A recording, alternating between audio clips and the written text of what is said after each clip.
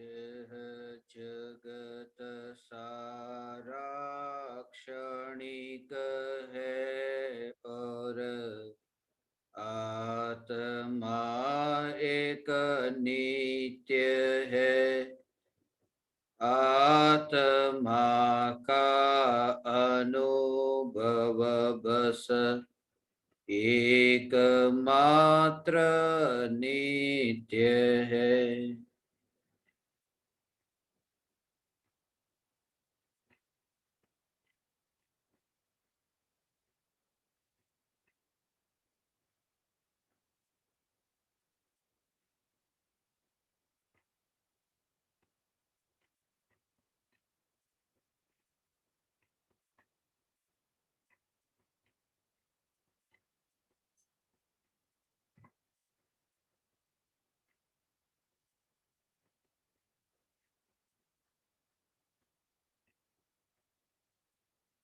चैतन्य स्वभावी भगवान आत्मा अनादि अनंत शुद्ध चैतन्य मात्र है। ज्ञान मात्र है।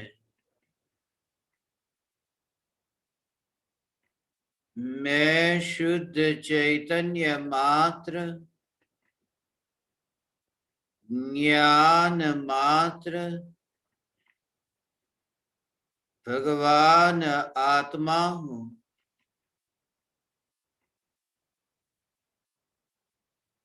त्रिकाल शुद्ध चैतन्य परमात्मा हूँ। अनंत गुणाधिपति,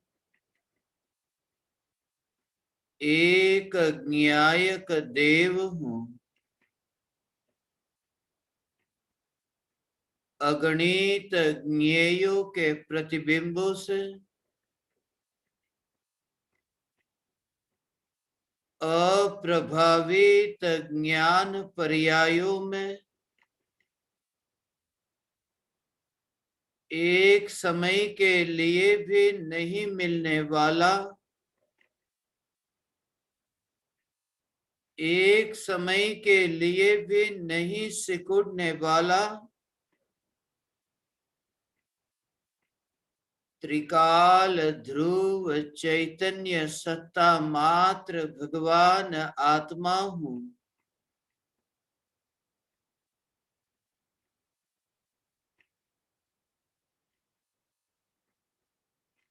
मैं राख की दीवार का पड़ोसी,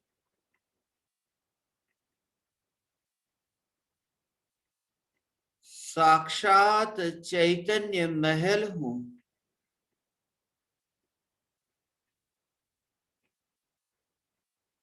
चैतन्य महल के पड़ोस में राख की अनंत दीवारें बनी और बिखरी, फिर भी चैतन्य महल की सत्ता ध्रुव रही। तरह तरह की दीवारों की रचना हुई, फिर भी चैतन्य सत्ता न उत्पन्न हुई न नष्ट हुई, सदैव ध्रुव। यह चैतन्य सत्ता सदैव ध्रुव है। ऐसी जो चैतन्य सत्ता जो पड़ोसन के चित्र विचित्र आकारों से भी प्रभावित न हुई, उसमें इतना आश्चर्य नहीं। न्यायक देव की महिमा तो यह है कि आत्मा के ज्ञान की पर्याय की प्रति समय ये अलग अलग प्रकार की रचना होती है। राख की दीवार की रचना तो दूर, ज्ञान की पर्यायों की जो रचना होती है,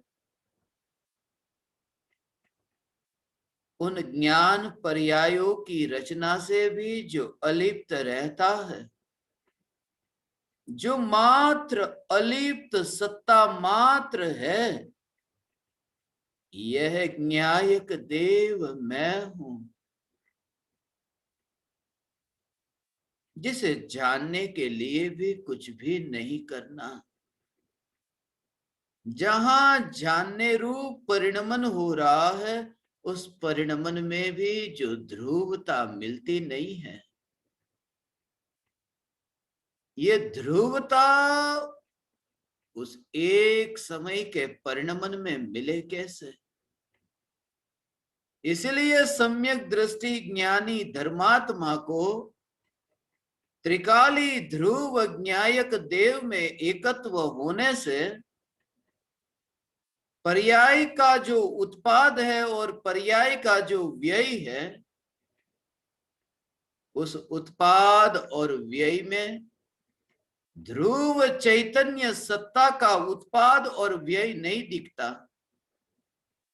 और जहां उत्पाद और व्यय में अपना अस्तित्व न दिखे, वहां वो उत्पाद और व्यय, इनके बीच में जो है एक समय का सत, एक समय का पर्याय का अस्तित्व, उस एक समय के पर्याय के अस्तित्व में भी त्रिकाल ध्रुव चैतन्य सत्ता कैसे हो सकती है?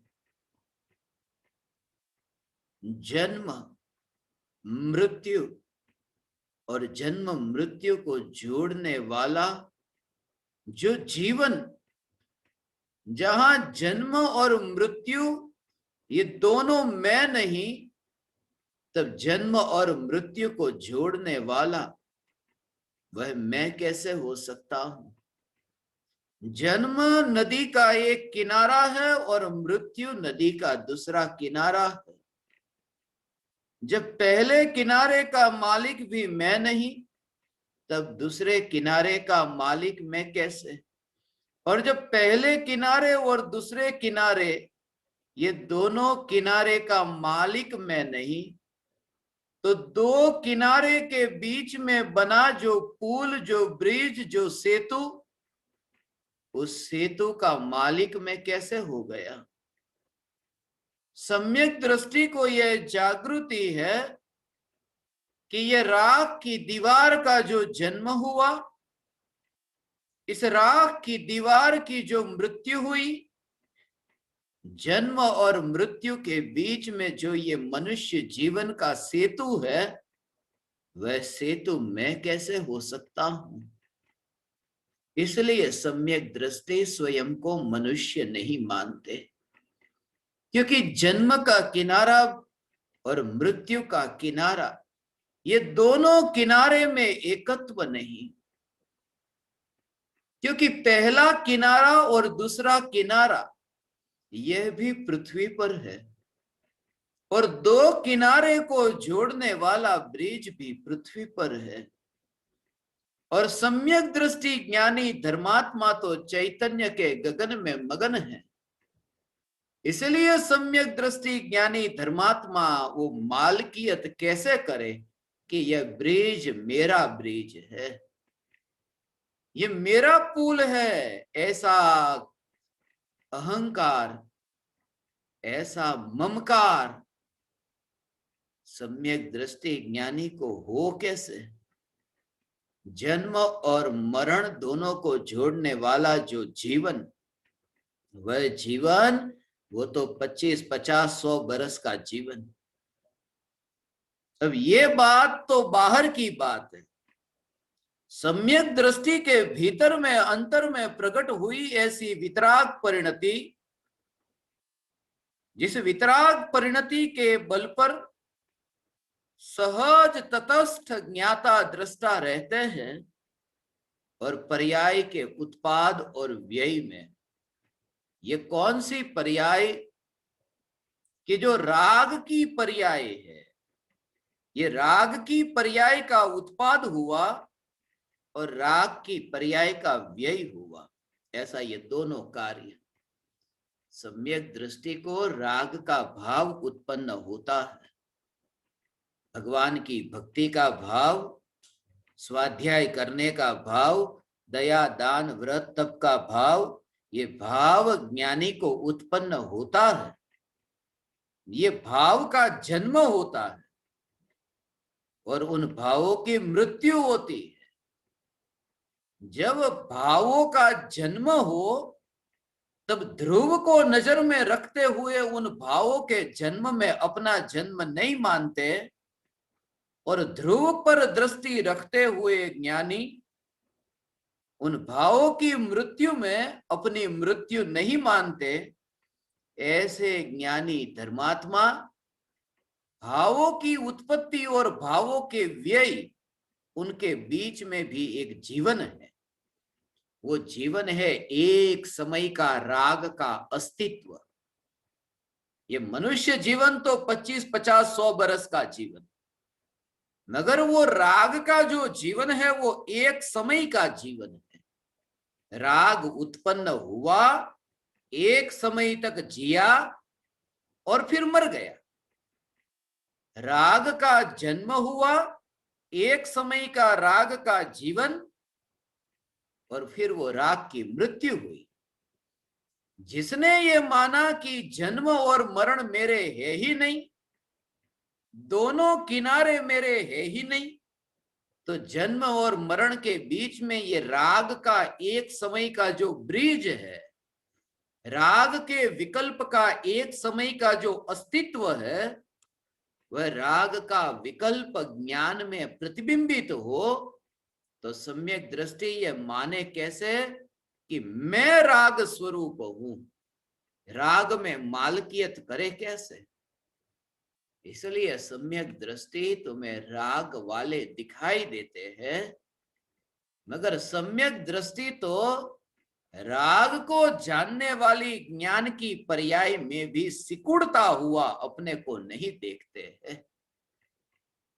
ऐसा ये सिकुड़ता हुआ अपने को नहीं देखते, वैसा सम्यक दृष्टि ज्ञानी धर्मात्मा की ये दशा।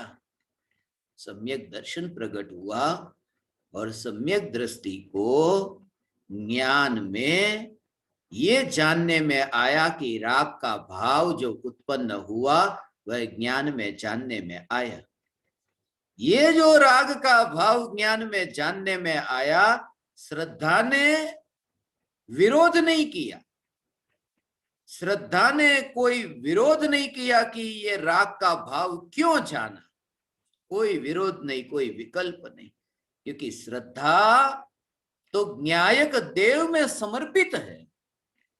श्रद्धा त्रिकाली ध्रुव न्यायक में ऐसी मस्त है कि विकल्प जो ज्ञान में प्रतिबिंबित होते हैं, उन विकल्पों की उत्पत्ति तो दूर, मगर विकल्प को जानने वाली ज्ञान की अवस्था की और भी जो श्रद्धा की पर्याय देखती नहीं और जिस न्यायक देव से दृष्टि हटाती नहीं, ये ध्रुव न्यायक देव मैं हूं। त्रिकाल जागृत चैतन्य परमात्मा मैं हूं। ये चैतन्य परमात्मा की अस्थि, ये त्रिकाली ध्रुव न्यायक देव की जो अस्थि है, ये सत्ता है, जो होना मात्र कहा। त्रिकाली ध्रुव भगवान आत्मा का होना। राग का भाव जब हो तो राग के भाव में से कुछ लिया नहीं, राग के भाव को कुछ दिया नहीं, ये सब वो राग का भाव, अर्थात राग द्वेष, ये सब भाव, सब विकार के भाव, क्रोध मान माया लोभ के ये सब भाव, ऐसा हो। ओ, ओ, ओ, ओ, ओ। ये दोनों के बीच में हो ऐसा, ओ, ओ, ओ, वो अंदर में ऐसा लगे। कबीर रोते हैं, दो पाटन के बीच में वो जो दो पत्थर है, दो पत्थर के बीच में अनाज का दाना जो पिसा जा रहा है, अनाज का दाना जो दो पत्थर के बीच में पिसा जाता है, सम्यक दृष्टि को यह जागृति है कि ये दो पत्थर के बीच में चैतन्य परमात्मा जो है, वो चैतन्य परमात्मा पीसा नहीं जाता। ये दो पत्थर कौन से? कि राग का भाव और द्वेष का भाव, ये दो भाव, उन भावों में जब अनाज का दाना वो चक्की में गया ही नहीं और पीसा जाता नहीं तो दुख भी नहीं होता, रोने की जरूरत क्या? क्योंकि जो दाना चक्की में ही नहीं गया तो रोना कैसा? ऐसा है स्वरूप कि जो चैतन्य परमात्मा राग और द्वेष के पत्थर में, राग और द्वेष की ये चक्की में नहीं गया, ऐसा ध्रुव न्यायक देव ज्ञानी की दृष्टि में है भगवान। और राग और द्वेष की चक्की में भी जिसने अपने को पीसा हुआ नहीं देखा, क्योंकि सत्ता है ना, ऐसी सत्ता है ना, ये सत्ता पर जोर। त्रिकाल ध्रुव चैतन्य सत्ता, ये भगवान आत्मा, जो राग की दीवार के परमाणु तो दूर, राग के विकल्प, तीव्र राग के विकल्प उत्पन्न हो, मगर सत्ता जो ध्रुव है, जो आकुलित नहीं होती हो, उसमें भी आकुलता नहीं। जो ध्रुव सत्ता और ज्ञान की एक समय की जानने वाली पर्याय, ऐसा तीव्र राग का विकल्प हो, और तीव्र राग और तीव्र दुख, ऐसा जो विकार का भाव, ऐसा जो विभाव भाव पर्याय में उत्पन्न हो, उसको जानने वाली ज्ञान की पर्याय निगोदिया जीव है न, तो निगोदिया जीव अनंत दुखी है। अनंत दुखी निगोदिया, जिसकी ज्ञान की पर्याय में ये जो दुख प्रतिबिंबित होता है, निगोदिया की ज्ञान की पर्याय में जो दुख का प्रतिबिंब पड़ा, उस ज्ञान की पर्याय में आकुलता उत्पन्न नहीं हुई। जो जानने रूप परिणमित हुई, उसमें रस नहीं रहा भगवान, वो ऐसा हो। इसलिए तो अनादि काल का ऐसा हो, अनादि काल का जो अनंत दुख था, वो दुख का मिट जाना वो आनंद नहीं है। दुख का मिटना, दुख का मर जाना, ऐसा हो सम्यक दृष्टि क्यों आनंदित है? क्योंकि अनादि काल का जो दुख था वो दुख गया, वो आनंद का कारण नहीं है। सम्यक दृष्टि को तो आनंद का कारण कौन है कि जो अनादि काल का जो अनंत दुख था वो गया, वैसा नहीं। अनादि काल का जो अनंत दुख था, वो अनंत दुख जिस न्यायक देव में नहीं मिला, ये न्यायक देव में एकत्व हुआ, ये न्यायक देव में लीनता हुई, ये लीनता के कारण सम्यक दृष्टि आनंद में है। ये आनंद का कारण, किसी के मरने का आनंद थोड़ी मनाते हैं, मरने का आनंद नहीं है, ये त्रिकाल जीवन का आनंद है। ऐसा कहीं किसी की मृत्यु होकर के आनंद नहीं आया। ये जो आनंद का स्वामी ऐसा भगवान आत्मा, जिस भगवान आत्मा में से ये आनंद प्रकट हुआ है, ऐसा अंतर में से आनंद आनंद आनंद आनंद आनंद अंतर में से प्रकट हुआ है भगवान। ये जागृति सम्यक दृष्टि को है। ऐसा त्रिकाल जीवन, दुख का जीवन नहीं। तो दुख की तो मृत्यु हुई, अनंत दुख, अनंत दुख भी मर गया। अनंत दुख मरने पर भी जिसको अनंत दुख में भगवान एकत्व नहीं, अनंत दुख जिसमें मिला नहीं, ऐसा जो भगवान आत्मा, क्योंकि सत्ता है ना, जो है वो मिटे कैसे? अनंत दुख आए तो भी जो मिट नहीं सकता, ऐसा स्वयं सुरक्षित ये चैतन्य परमात्मा, ऐसा कोई पराया व्यक्ति नहीं, कोई पराया द्रव्य नहीं, ये तो आत्मा में ही उत्पन्न होने वाला अनंत दुख, आत्मा के त्रिकाल सुख का घात नहीं कर सकता, ऐसा मैं भगवान आत्मा हूं। और ऐसी जहां अंतर में दृष्टि हो, वहां सुख का प्रकट होना हो, दुख का नाश हो, मगर दोनों के ज्ञानी ज्ञाता दृष्टा रहते हैं। मात्र ज्ञाता दृष्टा उसको पकड़ने नहीं जाते हो। अतीन्द्रिय आनंद का सागर जब उछलता है, तो अतीन्द्रिय आनंद के सागर को उछलता जानते हुए वे अतीन्द्रिय आनंद के सागर की ओर वहां नहीं आते। ऐसा ऐसा उसको उसको ऐसा अंतर में वो सिर्फ जानने में आया है। जैसे तुमने अंतर में ऐसे कोई पानी में डुबकी लगाई अंदर, और डुबकी लगाते ही पानी ऊपर उछला, तो पानी में डुबकी लगाते ही जब पानी उछला, तुम्हें ऐसा विचार आए कि उछलता पानी लाओ मैं बाहर देखने जाता हूं। दिखने गए कि वो पानी उछलता ही नहीं, वो तो अंदर ऐसी डुबकी लगी कि पानी का ऐसा उछलना हुआ। स्वरूप में ऐसी डुबकी लगी कि अतीन्द्रिय आनंद का सागर उछलता है, और आनंद के सागर को देखने तक की भी रुचि नहीं, क्योंकि दिखाई देता है तो अनादि अनंत आनंद स्वरूप भगवान आत्मा। हे ज्ञान दीपक, ये जागृति सम्यक दृष्टि को सदा काल है। इसके लिए सोचते नहीं है, इसके लिए सोचते नहीं।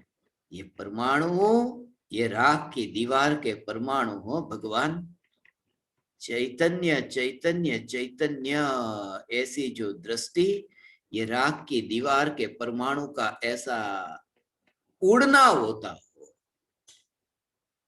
अभी ये तो मांस हड्डी खून, ये तो तुम्हें अभी नाम मिला, ये तो तुम्हें सुनाया गया कि ये मांस है, हड्डी है, खून है, मगर यहां तो ऐसा कुछ भी नहीं।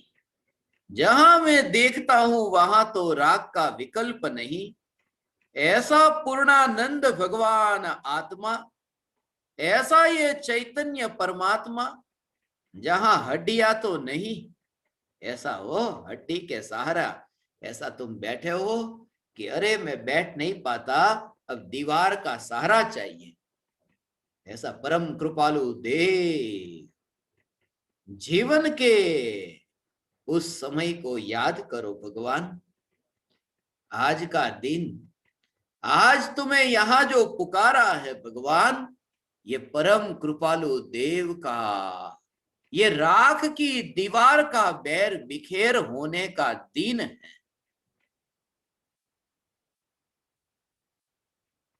चैत्र महीना है, चैत्र कृष्ण पंचमी का दिन, ये पंचमी का दिन है। पांचवा महीना भी आज से शुरू हुआ, और आज ही पंचमी का दिन, आज ही पंचम गुणस्थान वर्ती ऐसे परम कृपालु देव गृहस्थ की भूमिका में महाव्रत को धारण किए बिना संयम पूर्वक अपनी गृहस्थ की भूमिका में वे जिए। जब अंत समय आया तो आज का दिन परम कृपालु देव का राख की दीवार, वो जो पड़ोसन थी न, तो पड़ोसन के बैर बिखेर होने का दिन है। 120 बरस पूरे हुए, 120 बरस। हे ज्ञान दीपक परम कृपालु देव, अंतिम घड़ी में दोपहर में 2 बजे राजकोट में उस राज ने अपने कोट को उतार दिया। ये तो दुनिया कहती है राज अपने कोट को उतारे कैसे? कोट पहना हो तो उतारे। जो दिगंबर ऐसा चैतन्य परमात्मा जिसने कोट न पहना, ऐसा जो जीवराज जिसने कोट न पहना, वो कोट को उतारे कैसे? वो तो दुनिया देखती है कि वो चले गए, वो तो दुनिया देखती है कि चांद यहां से कहीं चला गया। ये तो यहां भारत के लोग देखते हैं कि असु अभी भारत को छोड़कर के पश्चिम में गया, मगर असु क्या, सूर्य क्या, सूर्य का तो होना मात्र है। ऐसे परम कृपालु देव ज्ञानी धर्मात्मा भगवान, ये राग की दीवार, ये राग की दीवार के पड़ोसी ऐसे अनंत ज्ञानी धर्मात्मा हुए। इस पंचम काल में पंचम गुणस्थान वर्ती पंचमी के दिन यहां से विदा होने वाले, आज 5वां महीना शुरू हुआ। हे ज्ञान दीपक, यह तो विकल्प आया हो। मुझे तो वो दिनांक, वो समय भी याद नहीं था। ये तो मुझे अभी किसी ने कहा, आज तो याद भी नहीं था, मगर सुबह से ये भाव आ रहा था। वरना मैं तुम्हें इतने सत्संग में एक बार तो कहता, मगर सुबह से ही वह भाव चल रहा था कि परम कृपालु देव लकड़ी के सहारे जो बैठे हैं, जीवन की अंतिम घड़ी को देखते हो ने, वो दुनिया का जीवन हो, वो मनुष्य का जीवन जो दुनिया मानती है, वो चैतन्य जीवन नहीं। परम कृपालु देव जो लकड़ी के सहारे, लकड़ी के सहारे दुनिया को दिखाई देता है, मगर जिसने लकड़ी के सहारे कहां बैठे, सम्यक दृष्टि ज्ञानी की तो यह जागृति कि लकड़ी के सहारे जो बैठे, लकड़ी के सहारे चले, वो मैं नहीं। सहारा तो उसे लेना पड़े जहां कमजोरी हो। लकड़ी का सहारा तो उसे लेना पड़े जो अशक्त हो। यह ज्ञान तो ऐसा शक्तिशाली है कि राग के विकल्प के सहारे के बिना जानता है।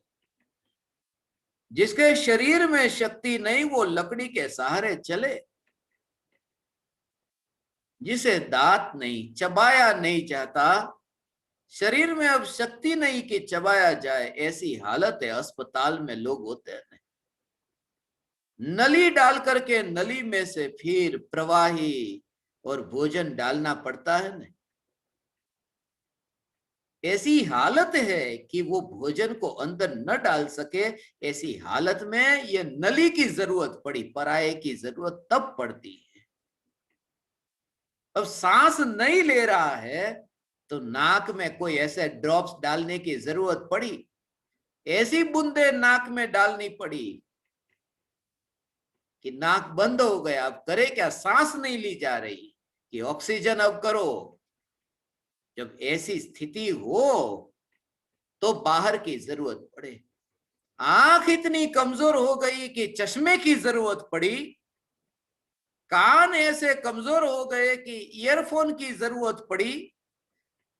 ये इंद्रियां इतनी कमजोर हो कि किसी पराये की जरूरत पड़े। मगर तीन लोक का नाथ भगवान आत्मा, जिसके ज्ञान में ऐसी अनंत शक्ति कि ऐसा शक्तिशाली भगवान आत्मा इंद्रियों का अवलंबन तो नहीं लेता, राग का अवलंबन भी नहीं लेता, विकल्प का अवलंबन भी नहीं लेता, क्योंकि जानना स्वभाव है। ऐसा ये स्वभाव, ये हो परम कृपालु देव का शरीर अंतिम घड़ी में लकड़ी के सहारे तुम टिका हुआ देखो, मगर हे ज्ञान दीपक, राग के सहारे जो ज्ञान टिका नहीं, उस स्वरूप को परम कृपालु देव आत्म स्वरूप कहते हैं। जो परम कृपालु देव कहते हैं कि मैं आत्म स्वरूप में लीन होता हूं, वो उस स्वरूप में लीन होते हैं जो राग के कारण टिका नहीं है, जिसे राग के सहारे की जरूरत नहीं है।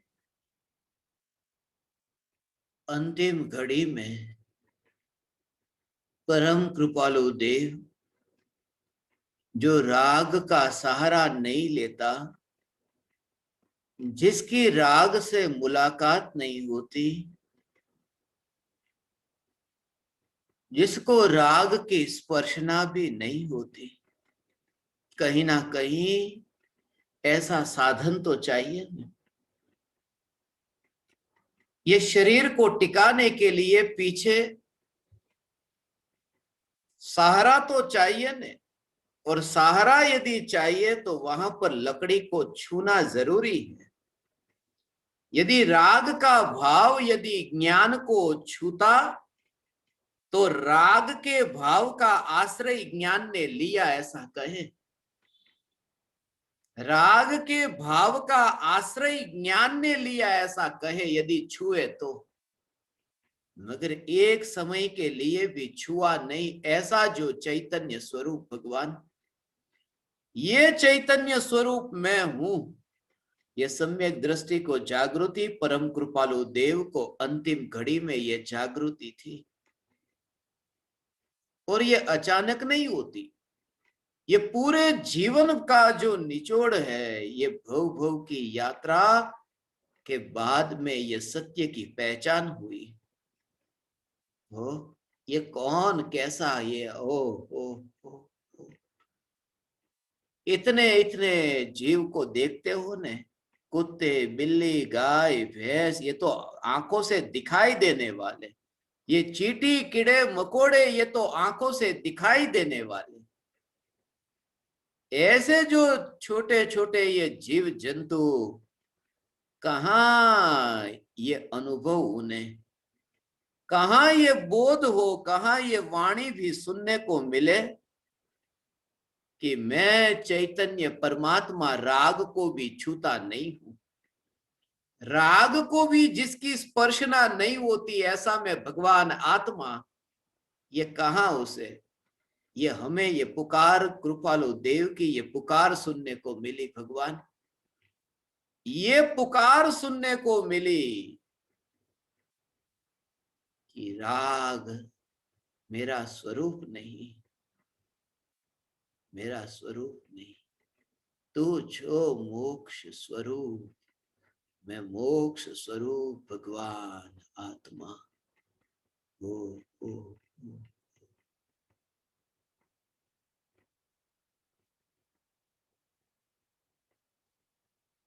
शरीर की स्थिति को देखो ना, तो शरीर की स्थिति में परम कृपालु देव इतने दुर्बल शरीर दिखता है, निर्बल शरीर दिखता है, मगर वे निर्बल नहीं थे भगवान। ऐसे ही अंतर में अनंत शक्तियां, जिन अनंत शक्तियों की पहचान उन्हें हो चुकी थी, वरना एक गृहस्थ भूमिका में रहने वाले, ऐसे गृहस्थ सम्यक दृष्टि अंतिम घड़ी में तो कैसा भाव आता है, ये चैतन्य का जोर न होने तो। बाप बेटे को बुला लेता है, माँ बेटे को बुला लेती है, मगर ज्ञानी तो ये कि बुलाने की बात तो दूर, वे ये कहते हैं कि मुझे कोई मत बुलाना। ऐसा हो बेटा अमेरिका में रहता हो और माँ बाप यहां हो तो कहते बुला लो, मगर परम कृपालु देव परिवार जनों को बुलाते नहीं हैं। जो परिवारजन वहां है उन्हें कहते हैं कि तुम मुझे मत बुलाना। ऐसा भगवान आत्मा हो, ऐसे उसमें कमजोरी नहीं, ये तो उसका स्वभाव है भगवान। ये शरीर बिखर जाए, ये शरीर बैर बिखेर हो जाए, तो इसमें कोई कमजोरी नहीं है, इसमें मेरा कोई कमजोर, मेरी कोई कमजोरी नहीं है, क्योंकि ये शरीर का तो स्वभाव ही ऐसा, इस शरीर का स्वभाव ऐसा। सिर्फ ये जागृति उनके विशेषों में गए बिना, ये जागृति, शरीर इतना गर्म है, जलता हुआ आग की तरह, ऐसी हो भगवान। ओ ओ ओ परम कृपालु देव की चमड़ी जिस कुर्सी को वहां पर चिपक जाती हो, कैसी हालत होगी शरीर की। जो कुर्सी है, उस कुर्सी को जो चिपक जाए चमड़ी, थोड़ी देर के लिए, यदि शरीर का जो वस्त्र है ना, वो कपड़ा कहीं अटक जाता है, और अटक जाए तो भी ऐसा लगता है कि अरे कब ये छूटे। साड़ी का कपड़ा, कुर्ते का कपड़ा कहीं ऐसे अटक गया, कील में अटक गया, कहीं कोई वस्तु के नीचे अटक गया कि जाना है, अरे कैसा लगता है। यहां तो पूरी चमड़ी, शरीर की चमड़ी वो कुर्सी पर ऐसे अटक जाती है। फिर भी परम कृपालु देव की यह जागृति, शरीर में तो वेदना, शरीर में तो यह प्रतिकूलता सम्यक दृष्टि को भी आती है भगवान, मगर उसकी फिक्र नहीं, वो उसका काम है, वो मेरा काम नहीं है। वो तो इतनी दौड़ लगाए हैं, ऐसे लोग है ना, इतने इतने दौड़ते हैं और फिर चुप होकर बैठ जाते हैं, थक करके बैठ जाते हैं, ऐसे लोग हैं। इतने लोग हैं जो भागते दौड़ते रहते हैं, कहीं पहुंचते नहीं, सिर्फ घर से दुकान तक, घर से ऑफिस तक, ऑफिस से घर तक, घर से ऑफिस, ऑफिस से घर। ऐसे लोग हो कोरोना में, जिसने पूरी जिंदगी ऐसे बिताई, घर से दुकान, दुकान से घर, और फिर एक समय ऐसा आया कि बैठ गए। ऐसे लोग हैं, उनके नाम तुम्हें बताऊं कौन है? कि ऐसे लोग हैं जो घूमते फिरते फिर बैठ गए, मगर तुम कहोगे कि है कोई, उससे मुझे क्या लेना देना। कौन है वो?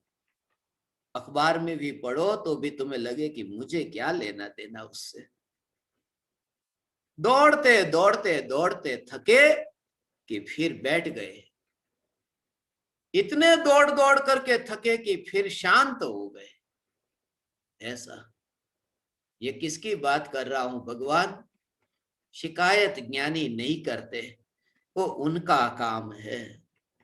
शरीर में ये जो खून दौड़ता है, ऊपर से नीचे, ऊपर से नीचे, ये जो खून दौड़ता है, ये दौड़ता हुआ खून जन्म से लेकर के मरण तक ये खून का दौड़ना हुआ, और मृत्यु का समय आया कि ये दौड़ता खून अब ठहर गया। ज्ञानी तो कहते हैं ये उनकी बात है, मुझे उनसे क्या लेना देना। मैं तो चैतन्य स्थिर ध्रुव अनादि अनंत हूं। ये तो दौड़ करके रुका न, यहां तो जो दौड़ा ही नहीं है, जो अनादि से ध्रुव है, ये चैतन्य परमात्मा मैं हूं। ये चैतन्य परमात्मा में ऐसी जागृति, और ये जागृति भगवान अचानक नहीं आती। ये जागृति ज्ञान दीपक तुम्हें आएगी, ये जागृति तुम्हें प्रकट होगी होगी और होगी। बस चैतन्य का जोर, उसके लिए साहस दिखाना। ये साहस के बिना ये हो नहीं सकता। ऐसा साहस सब उस पर, ये सहज सहज सहज, इसमें विकल्प कहां काम में आते। आज पंचमी का दिन है, वही याद नहीं रहा, और न्याय न्याय न्याय, कृपालु देव का अपमान हो गया ने। कृपालु देव का अपमान नहीं हुआ भगवान, कृपालु देव का आदर हो गया। यह कृपालु देव का आदर है। कृपालु देव की मृत्यु की तारीख को याद करना, ये कृपालु देव का आदर नहीं है। निज चैतन्य परमात्मा के जीवन को अंतर में अनुभव करना, ये कृपालु देव का आदर है। ऐसे ये लोग मुझे कहने लगे, अरे आज कृपालु देव का देह विलय दिन है, पता नहीं है? पता नहीं है। ये तो एक अपूर्व भाव आया। आज शाम को 4 बजे से लेकर 5 बजे तक सत्संग, ये सत्संग रखा न, यहां से उठा कि एक समय में एक ज्ञान दीपक 5:12 पर एक ऐसी अपूर्व रचना हुई और तब किसी ने कहा कि ओहो, ऐसी अपूर्व रचना हुई, 12 भावनाओं की रचना हुई है।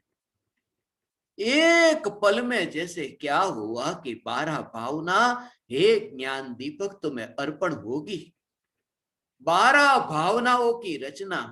ओह भगवान, ये तो आज का दिन पंचम गुणस्थान वर्ती श्रावक के 12 व्रत।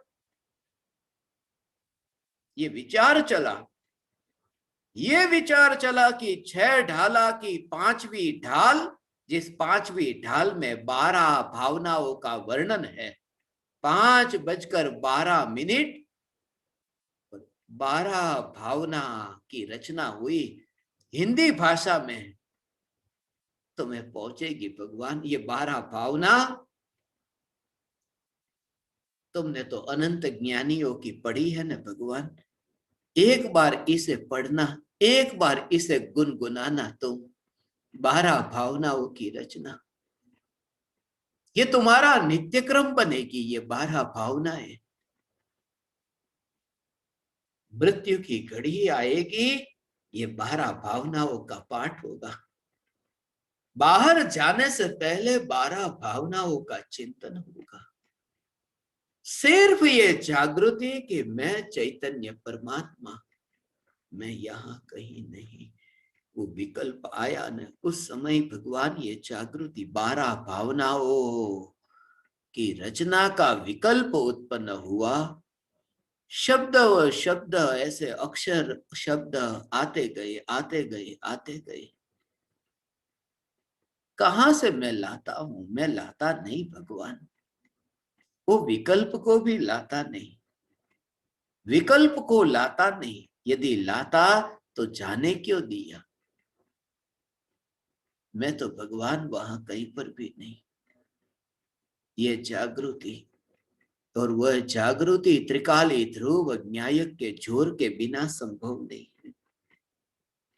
ऐसा चैतन्य जीवन जहां मिलता हो, वहां मनुष्य देह का मरना तो दूर, मनुष्य जीवन जो है ना, वह तो गया, मगर उसके जाने का गम नहीं है।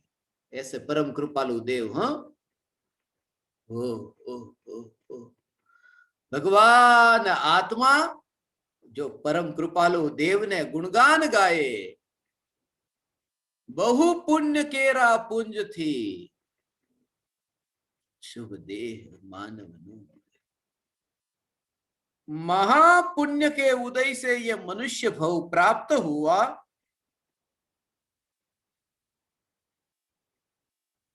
अब जीवन का जो अंतिम समय हो, उस समय ये विचार नहीं आएगा कि जो महापुण्य के उदय से ये प्राप्त हुआ मनुष्य जीवन, अरे ये छूट रहा है। थोड़ा तो दुख होता होगा। भगवान दुख नहीं है। महापुण्य के उदय से प्राप्त हुआ मनुष्य जीवन, ये तो कृपालु देव ने कहा, मगर जिस चैतन्य जीवन को उन्होंने देखा, कि चैतन्य जीवन को देखते ही ये जाना कि देह तो आत्म स्वरूप में है ही नहीं। देह जिन पुण्य के उदय से मिलता है, वो पुण्य कर्म के उदय भी न्यायक रातम राम में है नहीं। और वे पुण्य के कर्म जिन भावों से बनते हैं, वो भाव भी न्यायक देव में है नहीं।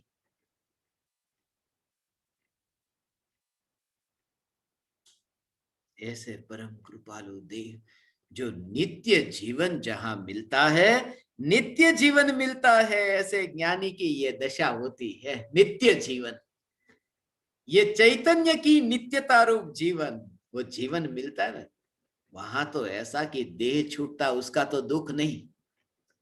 उसका भाव समझना हो, देह छूटता है उसका तो दुख नहीं, मगर जब अंतर्मुख उपयोग होता है और जो पर्याय भगवान आत्मा में लीन होती है, वो पर्याय की मृत्यु होती है कि नहीं? पर्याय तो मरती है, मगर मरने का विचार ना आए, क्योंकि आनंद स्वरूप भगवान आत्मा ऐसा दृष्टि में आता है कि मृत्यु का विकल्प नहीं आता, वो पर्याय की मृत्यु का विकल्प नहीं आता हो। उस स्थिति को कहते हैं निर्विकल्प अतीन्द्रिय आनंद का सागर उछलना। ऐसा स्वरूप है भगवान। किस आनंद सामने दिखता हो तो यहां मृत्यु का विकल्प हो कैसे? और ये तो अज्ञानियों को भी ये है, ज्ञानी को नहीं। मगर अज्ञानी की दृष्टि इंद्रिय सुख पर है। जिसने इंद्रिय सुख में रस लिया है ना, ऐसे अज्ञानी, वो हाथी का कहा कि हाथी है, वो हथनी सामने है। हाथी के सामने हथनी है और वो अंदर गड्ढे में गिरता है, मरता है, जीवन को गवाता है। वो मरने को ऐसा हो जैसे स्पर्शन इंद्रिय के विषय के भोगों की रुचि वाला मौत भी आए तो मरने को तैयार हूं, मगर मैं सुख को पाऊंगा। उसको सुख दिखता है, सुख दिखता है, मरना हो तो मरे। वो दशा तो है अज्ञानी की भी हो, सुख दिखता हो तो मरना नजर के सामने नहीं आता। इसलिए तो कहता हूं ना, अफ्रीकन मकोड़े, अफ्रीका में ऐसे मकोड़े हैं, ऐसे मकोड़े कि एक मकड़ी ऐसी होती है कि मकोड़े उसको ऐसे मकोड़े भोगने के लिए आए। एक मकोड़ा भोगता है, वो मकोड़ी को भोगता है। ऐसे मकोड़े हैं रुवांडा और बुरुंडी, उन देशों में, कि वहां वो मकोड़ी जो है उसको भोगने के लिए मकोड़ा आता है। वो पूरा भोगे ने, उसको भोगने जाए उससे पहले ही वो मकोड़ी मकोड़े को खाती रहती है और मकोड़ा मर जाता है। वो भोगते भोगते ही मकोड़ा मर जाता है, उसको ऐसे चिपकता है और मकोड़ा मर जाता है, मकोड़ी खाती है उसको। और ये जो भोग चलता है फिर भी दूसरे मकोड़े कतार में खड़े रहते हैं कि कब वे इस मकोड़ी को भोगने जाए। ऐसा हो, वो तो मैंने देखा है वहां ऐसा कि वो दूसरे ऐसे कतार में खड़े रहते कि कब ये मकोड़ा जाए और मेरा उस मकोड़ी को भोगने का समय आए। मगर सुख दिखता है ना तो मौत नहीं दिखती है। मछली को सुख दिखता है कि आटे का रस, कि वो आटे के कारण वो जाल में फंसने वाली है, वो दिखता ही नहीं उसको, क्योंकि आटे का रस उसकी नजर में है तो मौत नहीं दिखती। वो सुख उसकी नजर में है रसनेन्द्रिय का, तो उसको मौत नहीं दिखती।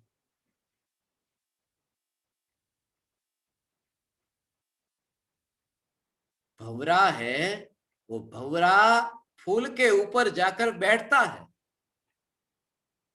उस फूल की सुगंध को लेने के लिए, कि सुख मान करके कि कितनी खुशबू है। मगर फूल अंदर बंद होता जाता है, अंदर बंद होता जाता है, उसकी पंखुड़ियां अंदर बंद होती है और भंवरा अंदर फंस जाता है और मरता है। मगर मैं मर जाऊंगा ये तो विकल्प ही नहीं आता, क्योंकि सुख उसको दिखता है। तितली है, वो तितली पतंग, वो तितली है पतंग है, वो दीपक की ज्योति के पास में, क्योंकि वो रंग देखने में इतनी मस्त हो गई कि मौत आए तो आए मगर मैं सुख लू। सुख दिखता है कि वो उसको मौत नहीं दिखती। हिरण को संगीत का सुख इतना लगता है कि शिकारी संगीत बजा करके वो हरण को वश में कर लेता है। और वो हिरण इतना मस्त हो गया, शिकारी मारने वाला है उसको, मगर मारेगा उसको मौत दिखती ही नहीं है, उसको तो वो संगीत सुनाई देता है। ये जो जीव है कि मृत्यु नजर के सामने होने पर भी जिसको इंद्रिय सुख हो, इंद्रिय सुख दिखता है तो मौत नहीं दिखती है। हे ज्ञान दीपक, जहां सुख दिखे वहां मौत का विकल्प नहीं आता, वो तो इंद्रिय सुख हो। यहां अतीन्द्रिय सुख की तो बात ही नहीं, इंद्रिय की तो बात नहीं, अतीन्द्रिय सुख की भी बात नहीं, वो इंद्रिय सुख की पर्याय की बात नहीं, अतीन्द्रिय सुख की पर्याय की भी बात नहीं। यहां तो है ऐसा कि जो त्रिकाल आनंद है, उस आनंद में जब ध्यान ढले तो जिस ध्यान की पर्याय आनंद में ढली है, उस ध्यान की पर्याय की मृत्यु का विकल्प हो कैसे? क्योंकि जहां आनंद दिखता हो वहां मौत का विकल्प नहीं होता, वहां पर्याय का विकल्प नहीं होता।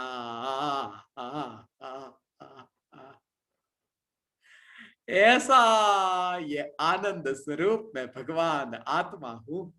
ओ। हे ज्ञान दीपक, ये आनंद स्वरूप भगवान आत्मा में, ऐसा कभी आज तक कभी ये सोचा, विचार आया कि जहां आनंद दिखता है तो मृत्यु का विकल्प हो? मृत्यु तो बाहर की देखी, अरे ये हाथी मर गया, मछली मर गई, भंवरा मर गया, पतंग या मर गया, और ये हिरण मर गया। ऐसा हो? इसमें मनुष्य का नाम नहीं आया, ये सबके नाम आए, क्योंकि वो एक एक का नाम आया। वो तो स्पेशलिस्ट है ना उनके, स्पर्शन इंद्रिय के लिए स्पेशलिस्ट, उसके हाथी का नाम आया। ऐसा रसनेन्द्रिय में मछली का नाम आया, घ्राण इंद्रिय में भंवरे का नाम आया, चक्षुर इंद्रिय में पतंग का नाम आया, और कर्णेंद्रिय में हिरण का नाम आया। ये स्पेशलिस्ट है उनके एक एक इंद्रिय के। और मनुष्य का नाम क्या है? मनुष्य तो स्पेशलिस्ट नहीं है, वो तो ऑलराउंडर है। ऑलराउंडर का नाम क्या ले?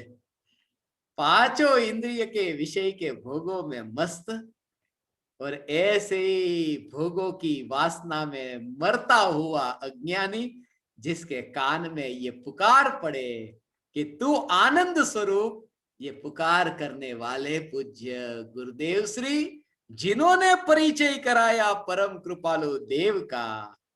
आ, आ, आ, आ, हे ज्ञान दीपक, हे ज्ञान दीपक, ओ, ओ, ओ, ओ, ये चैतन्य परमात्मा तत्व, आज का दिन तो आनंद का दिन है।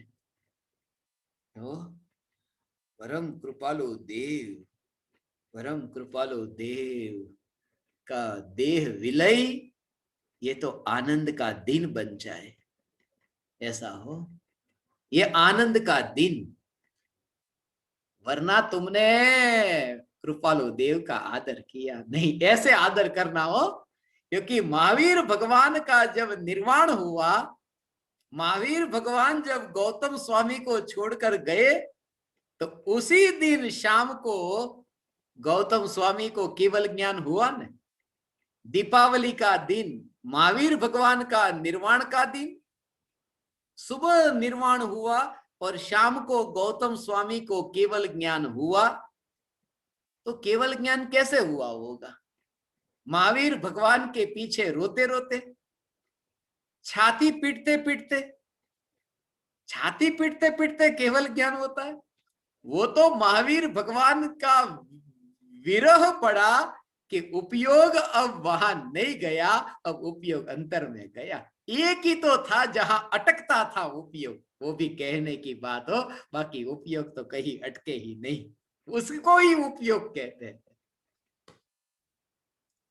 ऐसा ये भगवान आत्मा, कि गौतम स्वामी महावीर भगवान गए, महावीर भगवान के जाने से गौतम स्वामी का अहित नहीं हुआ, महावीर भगवान के जाने पर गौतम स्वामी का ध्यान महावीर भगवान से अब हट गया और अपने में गया।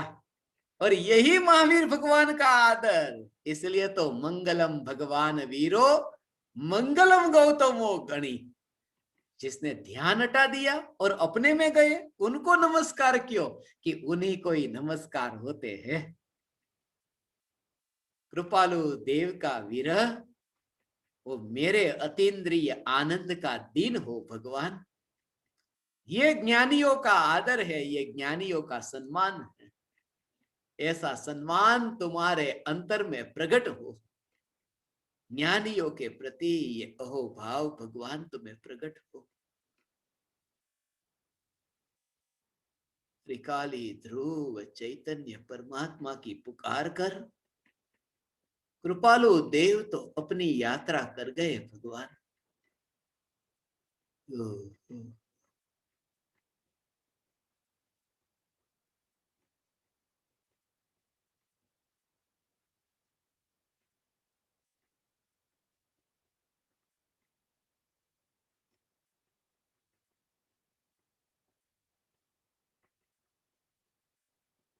जहां रहो हे ज्ञान दीपक,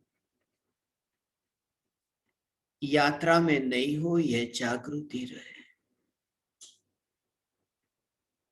पर्याय के प्रवाह में नहीं हो यह जागृति रहे। परम कृपालु देव ने तो मरने से पहले अमृत की पहचान की। तुम भी मरने से पहले अमृत को पहचानना,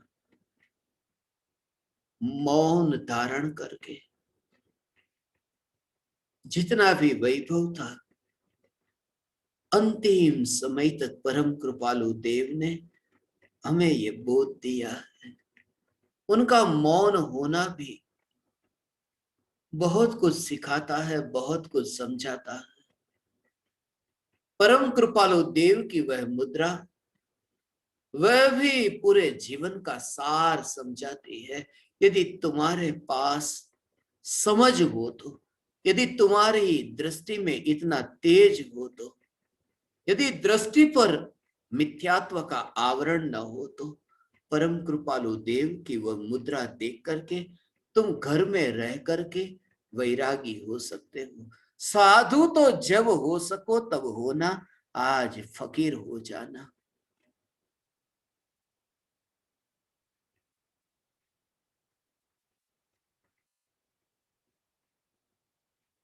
फकीर हो जाना, मस्त हो जाना, बस ये मस्ती है। हे ज्ञान दीपक, तुम्हारे में अधूरापन नहीं, तुम्हारे में खालीपन नहीं। बोलते बोलते अटकना भी इस वजह से कि किसे उपदेश दो। क्या परमात्मा को, सिद्धों को भी बोध होता है? ऐसा ऐसा भाव जब अंतर में उठता है कि वाणी ठहर जाती है। सिद्ध परमात्मा को ये बोध दो। हे सिद्ध परमात्मा, हे सिद्धपुर वासी ज्ञान दीपक, हे सिद्धपुर वासी परमात्मा, हे त्रिकाल सिद्ध परमात्मा, तुम गुरु के विरह में एक समय के लिए भी दुखी मत होना। आनंद का भोग करके गुरु के देह विलय दिन को मनाना। आनंद स्वरूप माना, वही गुरु का देह विलय दीन मनाया है। आनंद आनंद और आनंद। मैं स्वयं त्रिकाल ध्रुव चैतन्य परमात्मा, ऐसा भगवान आत्मा हो। ये तो हो ऐसे दीपक से दीपक की परंपरा चलेगी भगवान। ज्ञान दीपक से ज्ञान दीपकों की परंपरा, ये भी भावना है भगवान। तुम अपने पुरुषार्थ से ये भावना फलीभूत करना। मैं तो कुछ कर नहीं सकता, मैं तो बोल भी नहीं सकता, बोलने के विकल्प को भी पैदा नहीं कर सकता। ऐसा मैं ध्रुव चैतन्य परमात्मा, जो तुम्हें मिलना चाहिए था वो तुम्हें मिल चुका है भगवान। अनंत अनंत काल के लिए तुम सिद्धपुरवासी हो, तुम सिद्धपुरवासी हो, तुम सिद्धपुरवासी हो।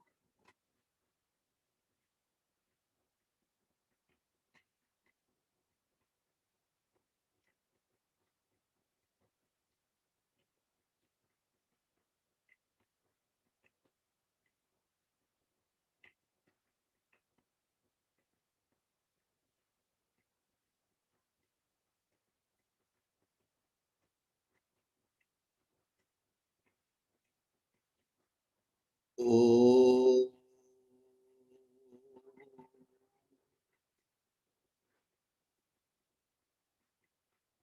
ओ